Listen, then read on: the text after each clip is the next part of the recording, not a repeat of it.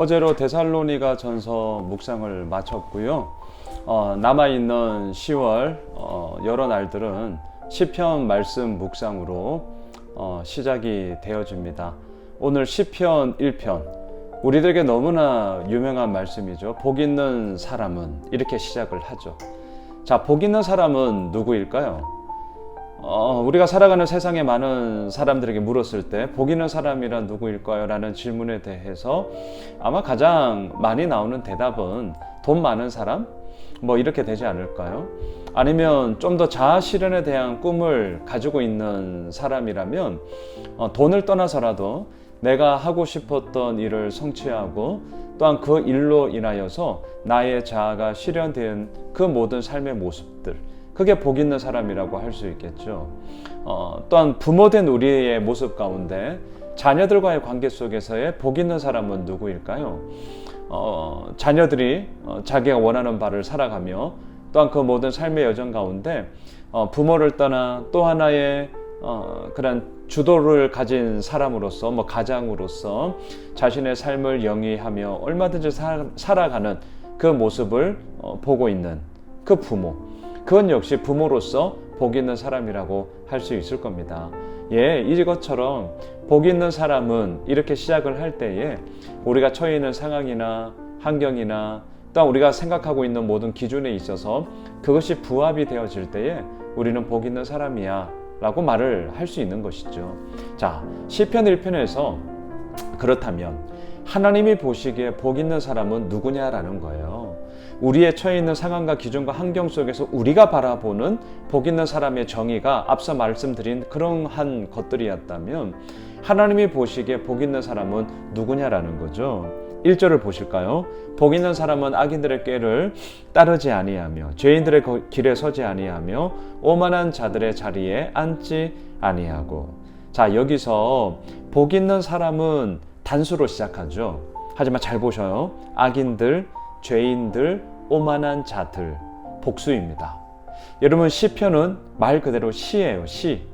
시에는 시적 용어라는 것이 있죠. 이게 단수냐, 이게 복수냐, 또한 이게 현재형이냐, 과거형이냐. 시적 용어에는요, 그 용어를 쓰고 있는 시인의 마음이 엄청나게 응축되어져 함이 된 것 아니겠습니까? 복 있는 사람은 단수예요. 하지만 그 복 있는 사람의 삶을 살아가는 모습들 속에 우리가 만나는 세상은 어떤가요? 악인들, 죄인들, 그리고 오만한 자들. 이게 우리가 살아가고 있는 세상의 모습이라는 거죠. 복수예요. 복 있는 사람은 단수, 홀로 고군분투하며 그 삶의 길을 걸어갑니다. 무수히 많은 사람들은 악인들이에요. 죄인들이에요. 오만한 자들이에요. 여러분, 이거 딴 얘기가 아니고요. 2020년 대한민국을 살아가고 있는 크리스찬 우리들의 이야기입니다. 여러분, 대한민국 크리스찬 비율이 얼마나 될까요? 15%?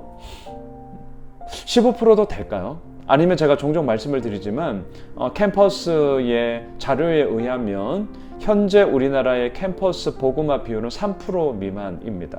3% 미만이면요, 선교학적인 용어로 미전도 종족이라고 해요. 심각한 이야기죠. 자, 복 있는 사람은 예수 그리스도를 온전히 믿으며 그 길을 걸어가고 있는 자들은 너무나 소수예요.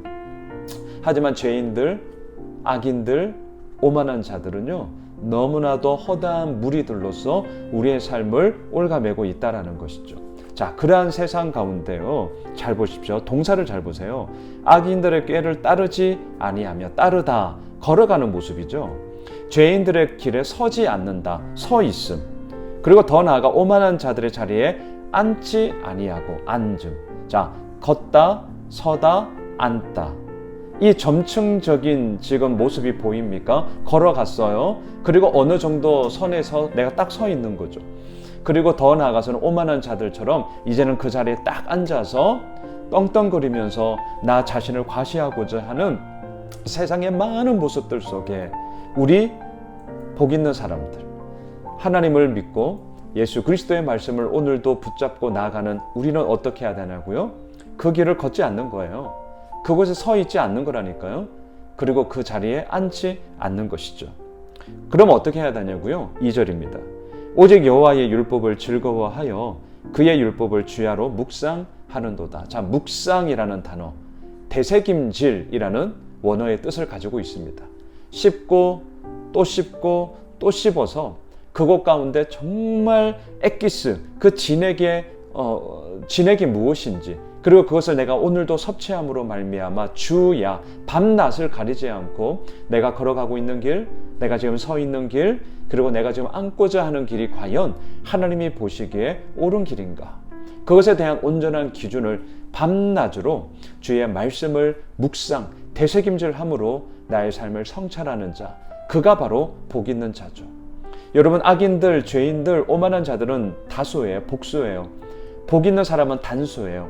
하지만 놀라운 사실이 있죠. 3절입니다. 그는 시냇가에 심은 나무가 철을 따라 열매를 맺으며 그 잎사귀가 마르지 아니함 같으니 그가 하는 모든 일이 다 형통하리로다. 우리는 언제나 이 결과론적인 걸 너무 좋아하기 때문에 다 형통하리로다. 여기에 온전히 시선이 꽂히죠. 하지만 이 형통함이 우리의 삶의 실제가 되기 위해서는 2절이라는 과정이 필요하다는 것을 우리는 잊지 마셔야 됩니다. 밤낮으로 그 말씀을 주야로 묵상하는 자로다. 그에게 펼쳐주시는 하나님의 복 있음은 그가 하는 모든 일들 속에 시냇가에 심겨진 나무가 뿌리를 깊게 내려서 사시사철 물을 공급받음으로 그가 맺을 수 있는 풍성한 열매들을 맺게 하시는 형통함을 허락하여 주신다는 것이죠. 말씀을 정리할까요? 오늘 본문 6절로 한번 가보십시오.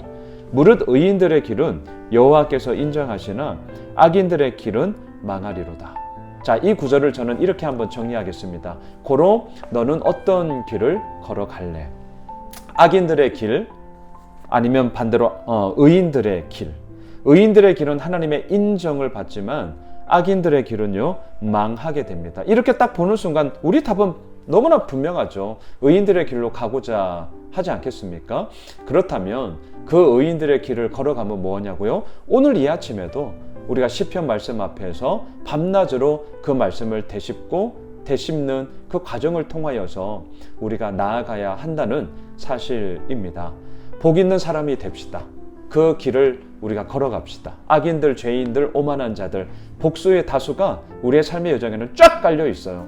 하지만 그 가운데서도 우리는 그 말씀을 붙잡음으로 말미암아 반드시 하나님의 형통함의 길을 경험하게 될 것이고 그 속에서 우리는 함께 나아가게 될 것입니다. 오늘 하루, 오늘 금요일 이날이 그런 복된 한 날이 될 줄 믿습니다.